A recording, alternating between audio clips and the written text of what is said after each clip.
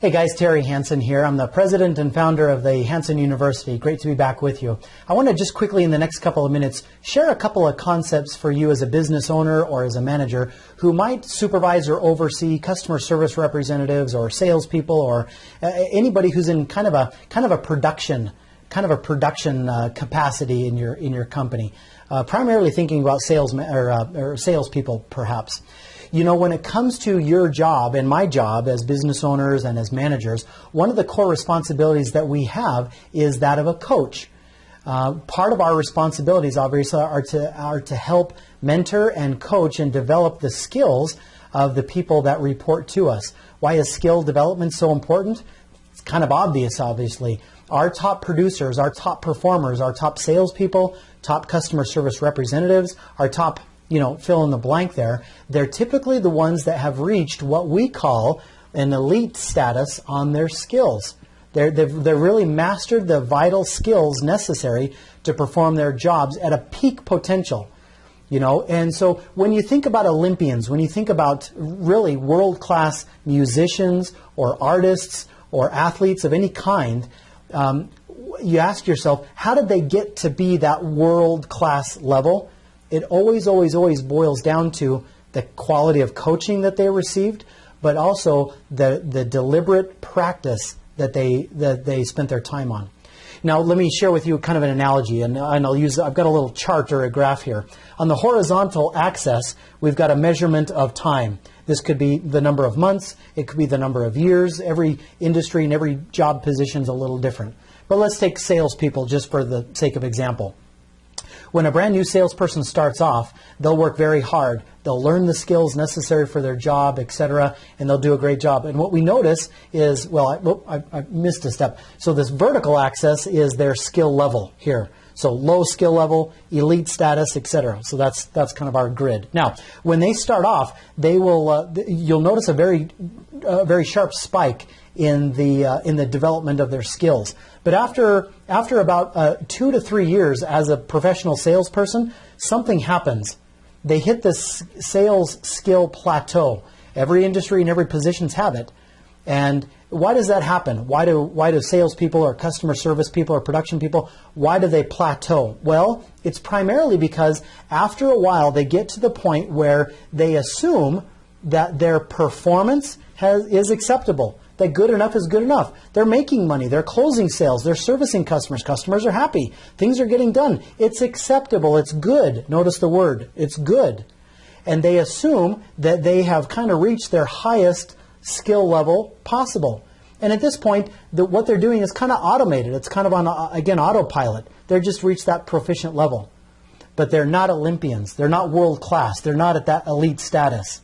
So it kind of causes us to ask the question, well, what does it take then for them to get off of that plateau and continue to improve their skills to the point where they're not on autopilot and it's just not an acceptable level, but they've really hit this kind of elite status, world class. And as salespeople, we want them to hit that elite status. As customer service people, we want them to hit that status. There's a lot of employee positions that are just like that. That elite status versus just okay and just good enough or just acceptable would make all the difference in revenue. Just imagine, think about your salespeople or the people that you manage. What would happen if they improved their skills, certain skills, not all skills, but just some certain specific ones, 10%, 20%, 30%?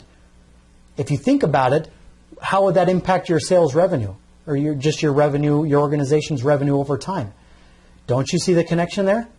So let's just quickly talk about 4 quick things and then we'll wrap up. 4 things that you can do as a manager to help improve the development of their skills. Number 1, when you do, well, first off, you've got to practice the skills. You've got to practice the skills, but not only just that, but you've got to have them focus their attention, fully concentrate and focus their attention for short intervals, short periods of time as you're practicing, as you're role-playing or going through case studies or doing whatever. You have to eliminate and avoid distractions altogether, right? So that's tip number 1. Tip number 2 is when they're practicing a particular skill, you want to give them immediate feedback against an ideal standard. So what's an ideal standard? It would be smart for you as a manager to demonstrate that skill in its perfection first, or have one of your superstar performers, a top performing sales rep, for example, demonstrate a 30-second introduction or a cold call or whatever it might be, right? Have them demonstrate that first. Give that ideal model standard, that exemplary standard for them to hit. Now, when they do their practice and you give them feedback, you're comparing them against that standard. Okay, so you want to give them immediate feedback against a clear standard. And then let them do it again. So you give them feedback, but then have them try that again. It's that second practice that they do that really makes all the difference in the world at developing those skills. Third tip I'll give you is break the practice down into mini goals. Mini meaning small, not lots. But break it down into mini goals. Is there something about your process that may be complex? Can you figure out a way to make it more simple and practice that simple thing? Maybe there's something about your process or what you're doing that's kind of long. Is there a way that you could break that up into smaller pieces and just make it shorter? Could you practice something short and then do another short thing and then another short thing until you get to the full deal? Is there something about your company, your process, your skills that's maybe unclear, a little vague, a little cloudy? Is there a way that you could make it more specific and just really practice something small, something specific, something clear and tangible? Or lastly, is there something that is hard to do, scary to do, that's outside the comfort zone, it's embarrassing or nerve-wracking, it's just very risky emotionally for them? Is there a way that you could practice it in a way so that it feels safe for them? So think about how you could break the practices down, break the skill down into smaller pieces and turn it into just mini practice sessions there. The fourth tip that I'll give you is prepare them for setback.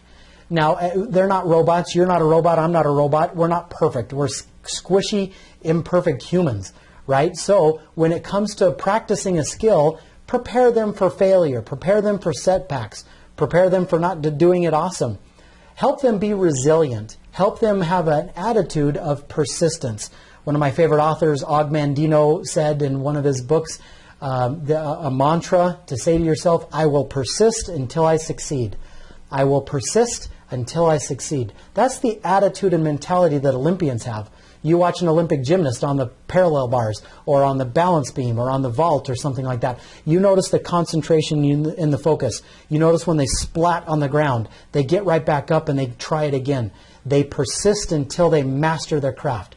That's what musicians do. That's what artists do. And that's what you and my employees need to have, that sort of attitude. So help prepare them for setback. Help build in that sort of resiliency. Get back up on the horse and try it again.